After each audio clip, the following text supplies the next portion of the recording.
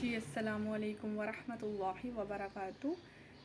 یہ خوبصورت جگہ جسے آپ دیکھ رہے ہیں یہ غار حرا ہے، جسے جبل نور بھی کہا جاتا ہے۔ یہ کافی اوپر پہاڑی پر ہے۔ ہم آہستہ آہستہ آئے ہیں، تقریباً 500 سیڑھی کہتے ہیں کہ اس کی ہے، سیڑھیاں ہیں۔ تو ہاف پہ پہنچ کے ایک ویڈیو جو ہے میں نے اپلوڈ کی تھی، وہ آپ دیکھ سکتے ہیں۔ اور یہ آدھے سے زیادہ مکمل کرنے کے بعد یہاں پہ یہ ایک جگہ ہے سیدھی، تھوڑا سا پہاڑ تھوڑا سیدھا سا ہے، جہاں پہ لوگ نوافل ادا کر رہے ہیں اور اس کی سعادت حاصل کر رہے ہیں۔ یہاں پہ یہ دیکھیں سامنے آپ کو یہ کلاک ٹاور نظر آ رہا ہے۔ ماشاءاللہ کلاک ٹاور کی بلڈنگ بھی اتنی اونچی ہے کہ آپ کہیں بھی مکہ میں کہیں کی بھی حدود میں کھڑے ہوں گے نا، دور سے بھی، تو آپ کو یہ نظر آئے گا۔ تو ماشاءاللہ ہم نے بھی یہاں پہ نوافل ادا کیے، اس کی سعادت حاصل کی۔ اللہ تعالیٰ سب کو اس کی سعادت عطا فرمائے۔ ماشاءاللہ یہ خوبصورت جگہ، اس کے بارے میں آپ ضرور جانتے ہوں گے۔ میں آپ کے ساتھ شیئر کرتی ہوں کہ اس کا کیا واقعہ تھا اور یہ کس طرح ہوا، طلوع اسلام ہوا۔ آپ صلی اللہ علیہ وسلم نے خدا کی طرف سے نور کی ہدایت پھیلانے کے لیے ایک اہم ذریعہ تھا۔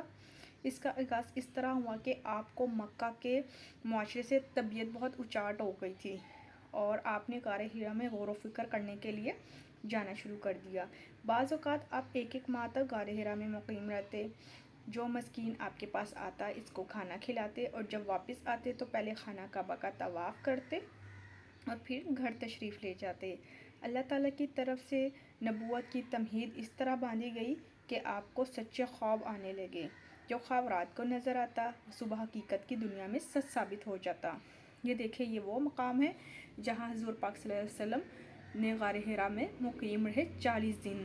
وہ نیچے چھوٹی سی ایک جگہ ہے جہاں پہ لوگ بیٹھ کے نوافل ادا کرتے ہیں، اور کہا جاتا ہے کہ حضور پاک صلی اللہ علیہ وآلہ وسلم بھی اسی مقام پر، اسی جگہ پر بیٹھا کرتے تھے، اور حضرت خدیجہ بھی ان کے لیے 40 دن اسی جگہ پر، اسی مقام پر کھانا لے کر جایا کرتی تھی۔ ماشاءاللہ سبحان اللہ۔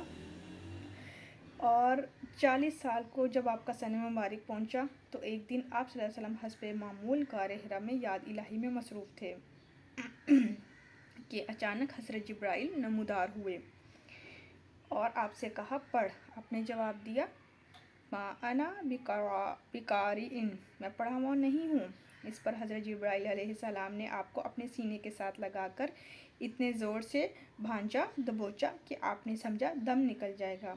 اس کے بعد آپ کو دوبارہ کہا گیا پڑھ، اور آپ کو یہ آیت پڑھائی گئی، اقرأ بسم ربک الذی خلق خلق الانسان من علق اقرأ وربک الاکرم الذی علم بالقلم علم الانسان ما لم یعلم۔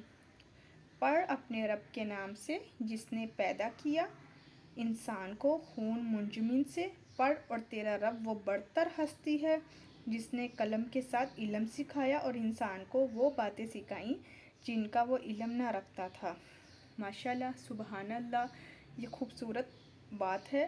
اور یہاں پر سب سے پہلی وحی نازل کی گئی قرآن پاک کی حضور پاک صلی اللہ علیہ وآلہ وسلم پر۔